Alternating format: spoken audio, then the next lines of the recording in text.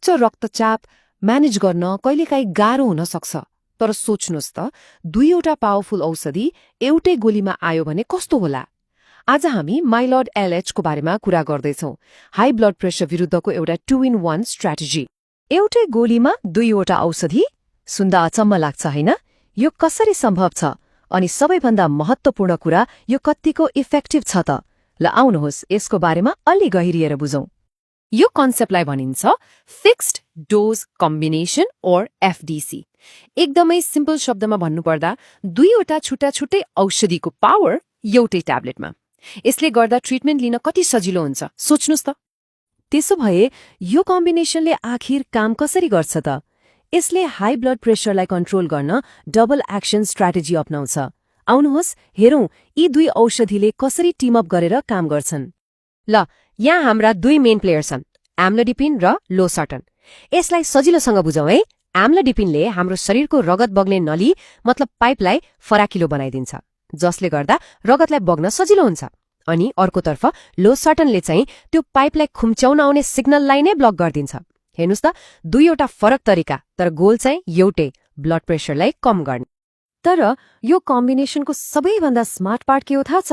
यो खाली बीपी घटाउन मात्र होइन। लोसार्टनले एम्लोडिपिनले गर्दा हुन सक्ने खुट्टा सुन्निने जस्ता साइड इफेक्ट्सलाई कम गर्न पनि मद्दत गर्छ। मतलब ब्लड प्रेसरको बेटर कन्ट्रोल, त्यो पनि कम साइड इफेक्टसँगै। यो त विन विन सिचुएसन भयो नि हैन र? ओके, त्यसो भए यो पावरफुल कम्बिनेसनबाट कसले चाहिँ सबैभन्दा बढी फाइदा लिन सक्छ त? यो सबैको लागि नहुन सक्छ, तर केही खास अवस्थाहरूमा चाहिँ यो एकदमै प्रभावकारी हुन्छ। यो ट्रिटमेन्ट खास गरी उहाँहरूको लागि हो जसलाई एउटा मात्र औषधिले बीपी कन्ट्रोल गर्न गाह्रो भइरहेको छ। त्यसबाहेक डायबिटिज भएका, मुटुको मांसपेशी बाक्लो हुने समस्या LVH भएका वा मृगौला सम्बन्धी समस्या भएका बिरामीहरूको लागि पनि यो एकदमै राम्रो अप्सन मानिन्छ। अब ट्रिटमेन्टको प्लान कस्तो हुन्छ त? यो एकदमै स्ट्रक्चर्ड तरिकाले अघि बढ्छ। पहिलो स्टेप, डाक्टरले दिनमा एक पटक एउटा ट्याब्लेटबाट सुरु गर्नुहुन्छ। त्यसपछि दोस्रो स्टेपमा 2 देखि 4 हप्तासम्म ब्लड प्रेसर कस्तो छ भनेर मोनिटर गरिन्छ। र अन्त्यमा तेस्रो स्टेपमा यदि आवश्यक पर्यो भने डाक्टरको सल्लाह अनुसार डोजलाई एडजस्ट गरिन्छ। अब एउटा एकदमै महत्त्वपूर्ण कुरामा ध्यान दियौं, सुरक्षा। कुनै पनि औषधिको फाइदाबारे जान्नु जति जरुरी छ, त्यसको रिस्कबारे सचेत हुनु त्यो भन्दा पनि बढी जरुरी छ। त्यसैले अब आउने जानकारीमा विशेष ध्यान दिनुहोला। यो नियम सबैभन्दा महत्त्वपूर्ण छ र यसमा कुनै सम्झौता हुँदैन। यो औषधि गर्भावस्थामा वा गर्भधारणको योजना बनाइरहेको बेला कहिल्यै पनि प्रयोग गर्नु हुँदैन। यसमा भएको लोसार्टनले गर्भमा रहेको बच्चालाई गम्भीर हानि पुर्याउन सक्छ। यो एकदमै स्ट्रिक्ट वार्निङ हो। गर्भावस्था बाहेक अरू अवस्थाहरू पनि छन् जहाँ यो औषधि प्रयोग गर्नु हुँदैन। जस्तै यदि कसैलाई यो औषधिको अलर्जी छ भने, मृगौलाको धमनीमा कुनै गम्भीर समस्या छ भने, वा पहिलेदेखि नै ब्लड प्रेसर एकदमै कम छ भने पनि यो औषधि दिइँदैन। हरेक औषधिको जस्तै यसका पनि केही साइड इफेक्ट्स हुन सक्छन्, जस्तो कि सबैभन्दा कमन चाहिँ खुट्टा सुन्निने समस्या हो, जसलाई पिडल इडिमा भनिन्छ। त्यसपछि चक्कर लाग्ने र टाउको दुख्ने पनि हुन सक्छ। तर याद छ हामीले अघि के भनेका थियौं? यसमा भएको लोसार्टनले यही खुट्टा सुन्निने समस्यालाई कम गर्न मद्दत गर्छ।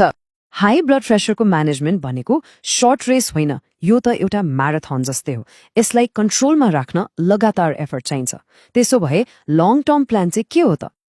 यो कम्बिनेसनका फाइदाहरू एकदमै क्लियर छन्। दिनमा एकचोटि मात्र खानु परेकोले सजिलो भयो, शरीरले सजिलै टलरेट गर्न सक्छ, र सबैभन्दा महत्त्वपूर्ण कुरा, यसले मुटु र मृगौलालाई लङ टर्म प्रोटेक्सन दिन्छ, जसले गर्दा हार्ट अट्याक र स्ट्रोकको रिस्कलाई कम गर्छ। एउटा मेजर बेनिफिट भनेको यसको 24 घण्टाको कन्ट्रोल हो। दिनमा खाएको एउटा गोलीले दिनभरि र रातभरि ब्लड प्रेसरलाई स्टेबल राख्न मद्दत गर्छ। यो निकै ठूलो कुरा हो।